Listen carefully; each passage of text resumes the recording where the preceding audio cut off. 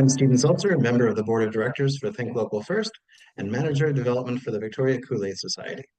We're continuing our series of conversations with key members of our Think Local community about strengthening our commitment to local business, entrepreneurs, suppliers, and not-for-profit groups.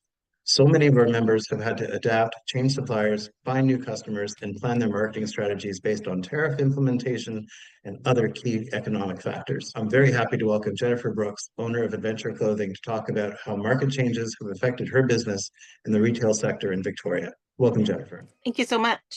Pleasure to be here. Wonderful. Just before we get started, I want to acknowledge the Lekwungen and Masonic peoples on whose unceded and traditional territories we are living and working. Jennifer, let's start by hearing about your downtown Victoria store and the philosophy behind it. So my store is all about traveling light, traveling lightly, and traveling well. It means with carry-on luggage, a lot of environmentally conscious products. A lot of my companies are certified B. The other thing that that I hunt out is a guarantee for life. So to travel well, and you don't have to keep on buying the products over and over again. Another key philosophy for me is to be able to come into my store and do some shopping and go right to the airport with a full piece of luggage to pretty much any kind of travel that you have in mind, from business to bucket lists and everything in between. Awesome. Like, what's an example of an environmental product that you sell? Sure. So my Cotopaxi bags are carbon neutral. They have the certified B certification.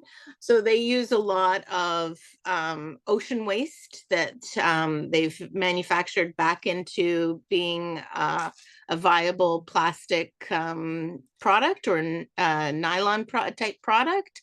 They also have saved probably about 15 million pounds of dead weight stock of scraps of fabrics from other companies that they make into a brand new bag. And they're like a beautiful patchwork, and all the students, the college and university students that are doing some backpacking through Europe, love that kind of thing. It really helps to be able to be, I mean, obviously environmentally responsible, but to be creative and to, be able to offer neat alternatives. And that's certainly a way to compete with, brands that are outside of Victoria or what. Your adventure themes, you don't just sell clothing, you become a part of someone's travel experience. How does that Exactly. enhance the products and services that you have to offer? So, I mean, we're constantly pivoting.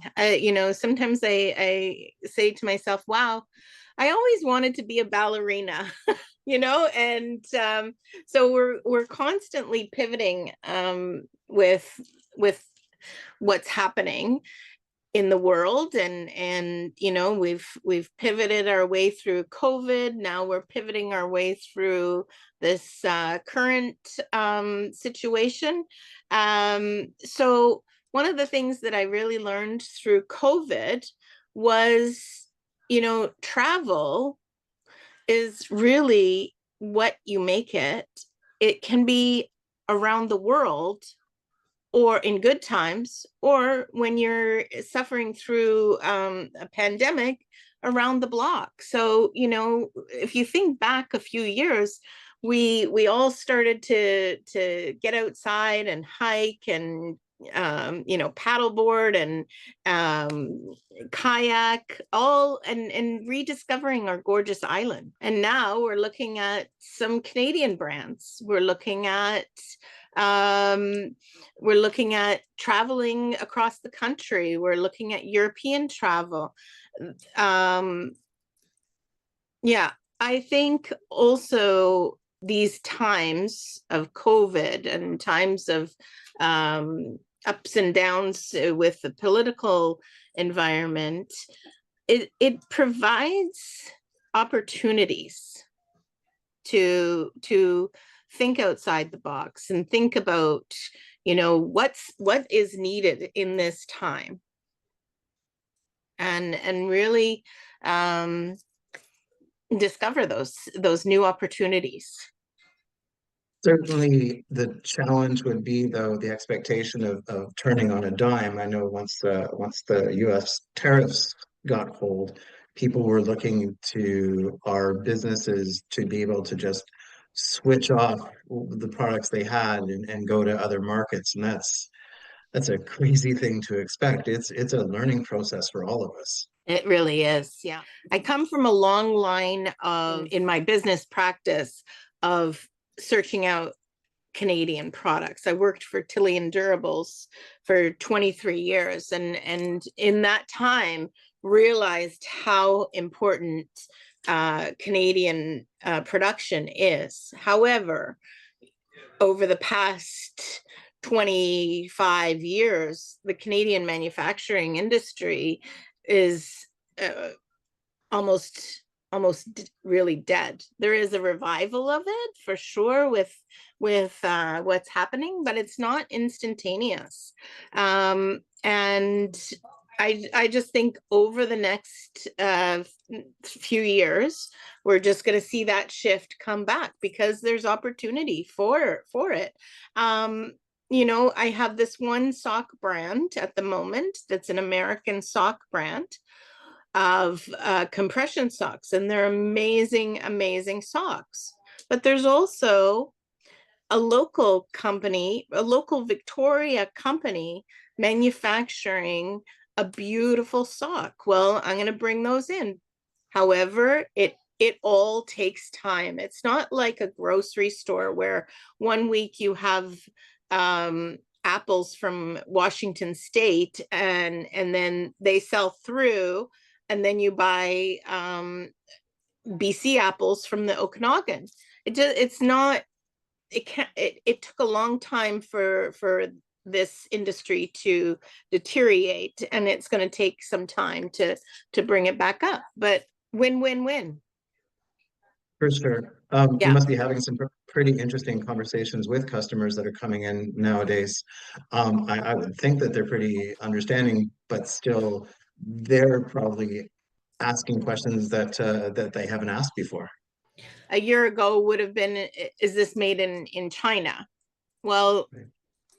they're not asking that as much as if it's made south of the border. I love some of my American brands. They come from blue states. They are family owned and operated businesses. And I may sound politically incorrect at this point in time, but I'd rather support some of these companies rather than something made in China at this point. I don't have a lot of American brands, but the ones that I do, they do come from blue states, and there's nothing in quality that Canadian made in that industry, and there's nothing else on the market that is of that quality. So I'm not gonna sacrifice the quality of the adventure clothing brand until there And is, you know, until there's something to replace that. I just have to, as a company, I have to make sure I'm not overstocked in some of these American brands, and just keep the supply and demand in check. And you've created relationships with some of those suppliers in the States. Some of them are family owned and so on. It's tough because there Some is of so there's an anger out there, and people are still trying to understand where to place that anger for the new restrictions that we're all facing. right. As to, you know, what I say to the customer and what I've asked my staff to say to the customers when asked, it's very politically neutral. And you know, back in the beginning of February, end of January, it was very heated. It's not acceptable to be Mistreated in any way. mistreated in any way, you know. Yeah. So yeah. I think there is that that whole thing of we're in this together and we're going to just all work through it with our customers and our staff and our businesses. Right, and that's certainly part of the reason we created this podcast, Understanding Local, is to, make sure people knew it wasn't a black and white situation where everyone just pivots. There's relationships. Uh, we know we have to support you as part of Think Local. I guess on the other side, what does it mean for Adventure Clothing to be part of Think Local first?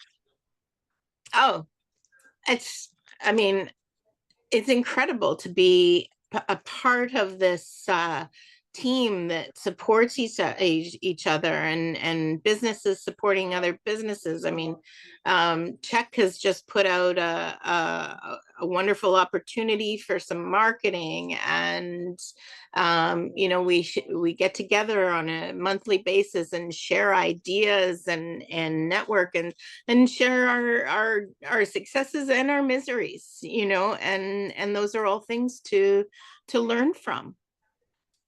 So it's huge. It's when I first bought the business, it was the first organization that I joined because I believe in it strongly. I had been one of the original members when Gail first and Michelle first started this, and now that I've been with, then I own Adventure Clothing.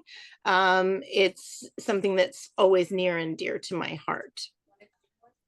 Incredibly hyper aware of shopping local through COVID, through this.